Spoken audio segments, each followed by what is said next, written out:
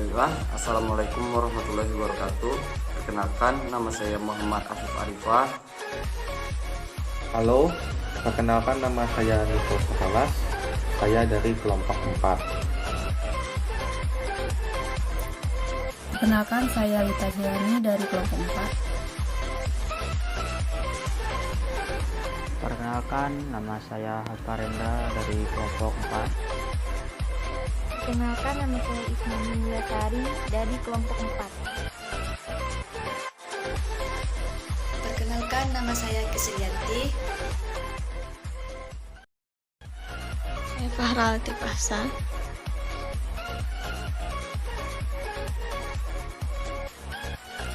Perkenalkan, nama saya Medina Adinda Absari.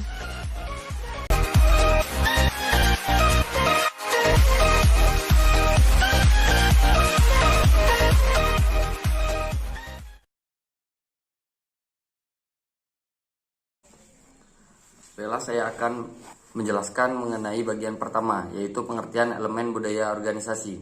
Budaya organisasi adalah suatu pola, sistem yang berupa sikap, nilai, norma perilaku, bahasa, keyakinan, ritual yang dibentuk dan dikembangkan dan diwariskan kepada anggota organisasi sebagai kepribadian organisasi tersebut, yang membedakan dengan lain serta menentukan bagaimana kelompok dalam merasakan, berpikir dan bereaksi terhadap lingkungannya yang beragam, serta berfungsi untuk mengatasi masalah, adaptasi, interaksi, dan eksternal.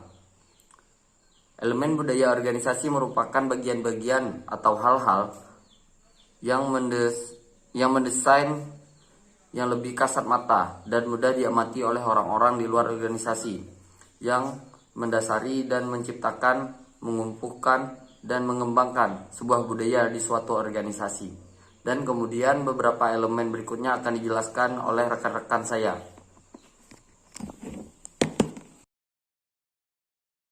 B. Elemen budaya organisasi. Budaya organisasi terdiri dari dua elemen pokok, yaitu elemen yang bersifat idealistik dan elemen yang bersifat behavioral. 1. Elemen idealistik. Dikatakan idealistik karena elemen ini menjadi ideologi organisasi yang tidak mudah berubah, walaupun organisasi lain secara natural harus selalu berubah dan beradaptasi dengan lingkungannya. Elemen ini bersifat terselubung atau elusif, tidak tampak ke permukaan atau hidden, dan hanya orang-orang tertentu saja yang tahu apa sesungguhnya ideologi mereka dan mengapa organisasi tersebut didirikan. Yang kedua, elemen behavioral. Elemen behavioral adalah elemen yang kasat mata muncul ke permukaan dalam bentuk perilaku sehari-hari para anggotanya dan bentuk-bentuk lain seperti desain dan arsitektur organisasi. Elemen ini mudah diamati, dipahami, dan diinterpretasikan meskipun tidak sama dengan interpretasi dengan orang yang terlibat langsung dalam organisasi. C. Tingkat elemen budaya organisasi. Yang pertama, menurut Brown pada tahun 1998. Elemen pertama menurut Brown adalah artifak. Artifak sendiri merupakan elemen dasar organisasi yang paling mudah untuk dikenali karena ia dapat didengar dan dapat dirasakan.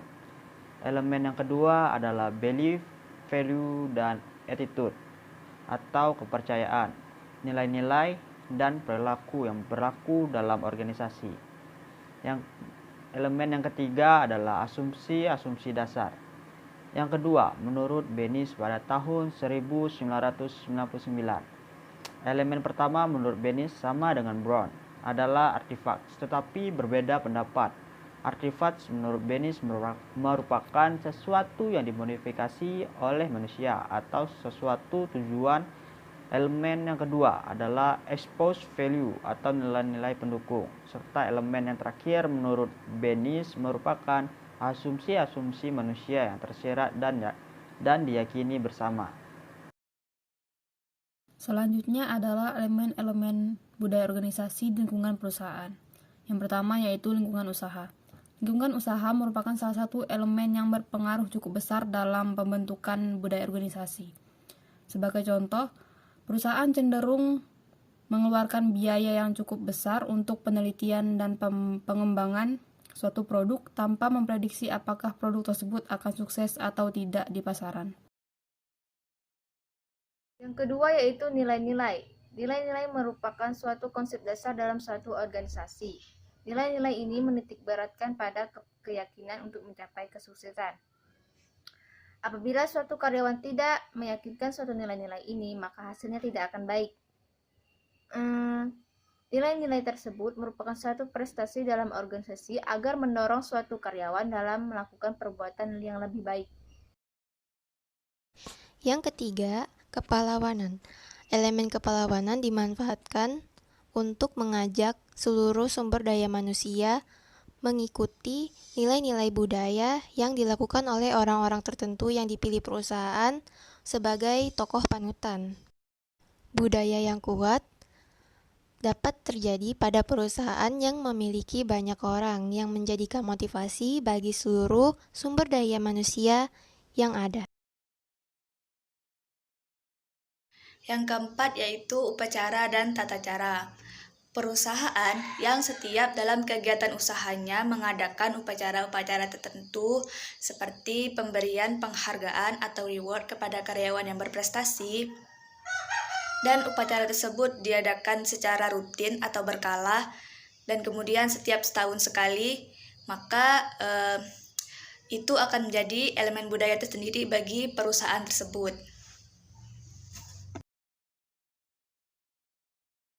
Dan yang terakhir yaitu jaringan kultural. Elemen ini secara informal dapat dikatakan sebagai jaringan komunikasi di dalam perusahaan yang dapat dijadikan sebagai penyebar atau pembawa nilai-nilai budaya perusahaan. Elemen ini merupakan kekuatan tersembunyi di dalam perusahaan seperti penyebar isu, gosip, sindikat, mata-mata, dan yang lainnya yang ada di dalam perusahaan.